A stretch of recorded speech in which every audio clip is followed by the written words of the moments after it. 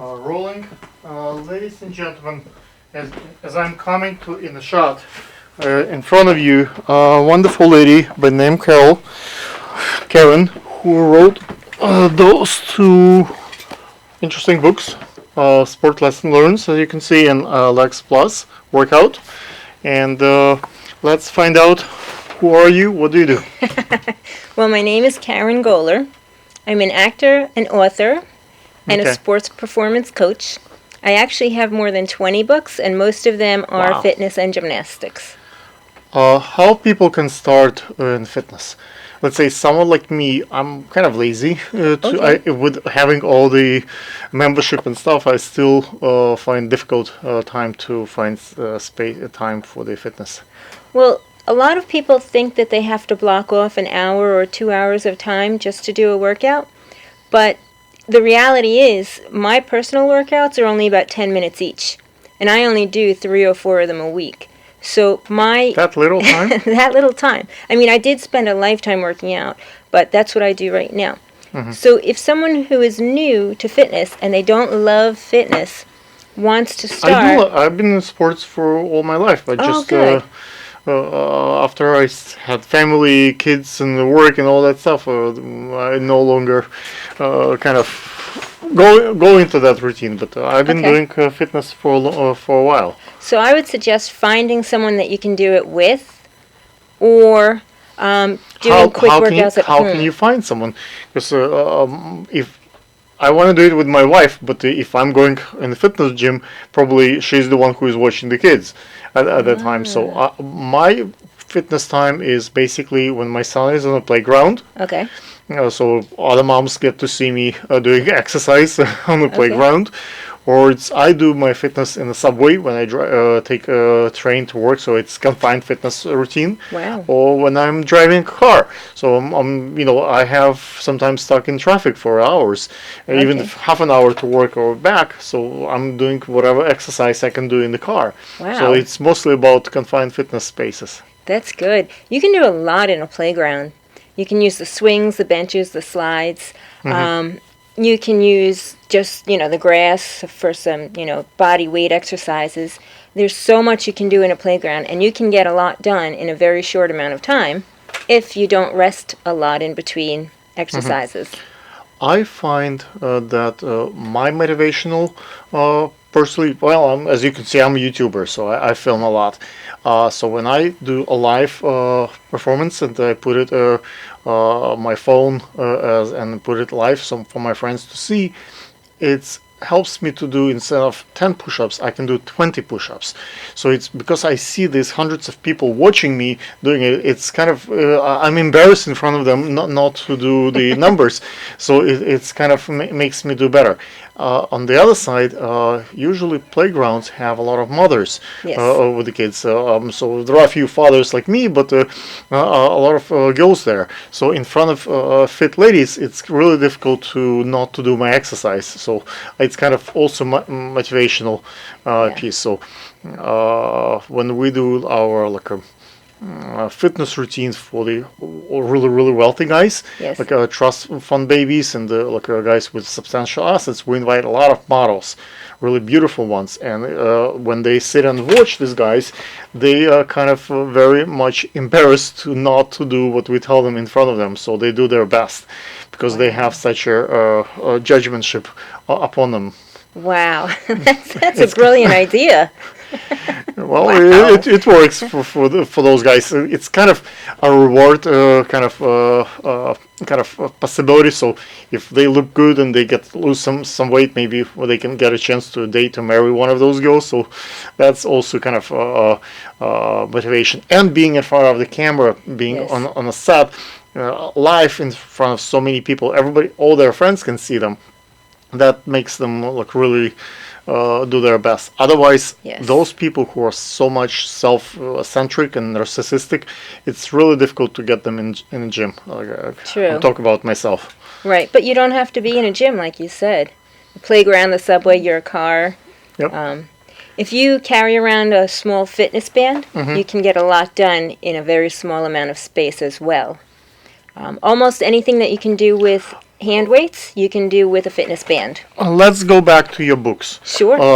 What's the premises behind the books? How do you sell them? How does it work? The fitness. I see they're well published, well colored, so Yes. it must be substantial investment on your site. Is that like a major revenue for you? Not anymore. It was at one time, though. People are not buying books, technical books, as often as they were back in 2000 when I published my first one, because so many people are going to YouTube to learn how to do things. So, yeah, But it's not the same as it was. I'm a New Yorker, so I Yes. take a train. I often don't have reception between stations. Well, in the station we do have Wi-Fi, but when we under the ground, so the books probably if you do it in format, so it's easy to fit in a purse in the like in the pocket. Okay.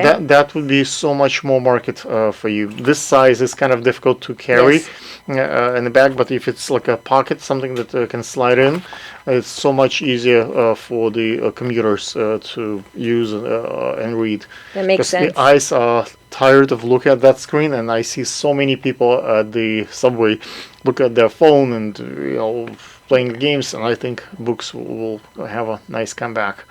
Okay, that would be great. Some of my books are available through Kindle as well. That Legs Plus one is has a Kindle version too. For my books, I find Kindle is cannibalistic. So every time I publish a book and then I do the Kindle edition, the actual sales from print one get killed by the Kindle. And a lot of time, someone in China, if I like and publish something really popular, they crack the code and they put it on their library somewhere in China for free, and people can just read my book for free. So there is not much sales out of it. So I decide no longer to do the Kindle. Okay. It's how does it work for you? It works okay, but surprisingly, I still sell more print books than I do the Kindle version. I get some Kindle sales, but yeah, the print ones are how more. do you promote your books? Like you have reviews, you have you go on Yes. TV shows. Like what's the strategy that you can share with the audience? Well, right now I do as many interviews as I can because that seems to help people see my books or become interested in my books more. Years ago, I did a lot of direct mail, and that did work. I do advertising in magazines and on websites and Google AdWords and a wide variety of But things. what's the most effective right now? Because writing the campaign, what we did 10, 20 years ago, is no longer that much effective. The world is changing for the next 5, 10 years. I think Right. whatever strategies we used in the past might not be so useful. So True. we need to evolve in technique. What do you Right. think will work for you best? Right now, the interviews are working best. Every time I do a radio interview, I see the sales boost up the next day, or a TV interview, the For sales how boost long up. lasts the effect? Only a Like week. a week. So I Yep. have to keep doing Same. the interviews to keep boosting the sales. Okay. And how do you promote those interviews? Like, is there like a you go by the list, or like how do you move that interview up in the listings? A lot of social media. I just keep posting the link on Facebook, Twitter, LinkedIn, Instagram as often as I can. And usually the person that interviews me, they have someone doing it on their end as well. I see. For me, also the interviews that actually work, and I see the numbers coming up, I kind of like to go back after a while and build the conversation, and the same interview Yes. with like thousands of comments coming up again. So with additional comments, and if I find a different angle to go back to that interview and reference it, that's bring up it's already has the traffic, it's already has the all this SEO to that interview, Yeah. and it's bring up the conversation again. So that same interview that been tape years ago becomes alive and part of the conversation of a new one. So it's kind of a web like references. So it's act as a backlink. Yes, yes. I actually have one of my interviews posted at the top of my Twitter page, and it stays there. And then the rest of my feed is just below it. And I have it there for that reason, so that people constantly see the interview and click on it and then, contact me for whatever it is they think I can help them with. When one way to boost your numbers is mentioning someone famous, a Yeah. celebrity, important, someone with a big following. On the other side, advance using their name to advance you, it's kind of unfair because they Yeah. have to share the some kind of revenue. How do you, if you use that strategy, how you combat that? I don't really use that So strategy. you don't No, mention I've never. other folks. Here's an example. I worked for Bella Caroli. I was his first female camp director, the gymnastics coach, the Olympic coach, for 7 years straight. And when I did work for him, and for years after, I did tell people that I worked for him. But I've never actually used his name specifically to get sales because I just don't think that would be fair to him or Marta. It could be So fair yeah, if you would share the revenue and you if yeah, you have a check in his way probably, and right, he would be agree. Why not? Especially if you're yeah, friends and they can do favors for each other. that's true. It's a fair. It's not like you don't know the person. You just exploiting the person Yeah, name. That's a little different. You actually spend a career and yes, work together.